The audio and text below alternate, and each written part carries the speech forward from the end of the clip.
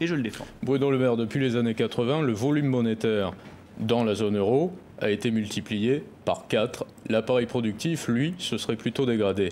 Est-ce qu'il n'y a pas un problème d'appareil productif en France? Est-ce qu'il ne faudrait pas trouver des solutions pour relancer l'économie libérale? On pourrait par exemple imaginer de supprimer l'ISF sur la fortune immobilière, aujourd'hui à 1,3 million jusqu'à 20 millions de patrimoine par exemple, alléger considérablement la taxation pour les sociétés qui font moins de 20 millions de chiffre d'affaires, et ainsi on permettrait de générer de l'épargne qui pourrait être investie dans de la productivité. Je rappelle que vous êtes ministre de la souveraineté industrielle. Oui, aussi, mais je crois que nous avons fait beaucoup avec le président de la République sur la transformation fiscale du pays. Nous avons fait en 2017 des choix fiscaux radicaux pour alléger la fiscalité sur le capital et donc réindustrialiser le pays. Parce que moi, ils me font marrer, tous ceux qui nous expliquent qu'il faut réindustrialiser, mais il faut alourdir la fiscalité sur le capital. Mais enfin, comme l'industrie consomme beaucoup de capital, si vous fiscalisez le capital, eh ben vous n'avez pas d'industrie. C'est ce qu'on fait depuis 30 ou 40 ans en France. Nous avons pris le taureau par les cornes.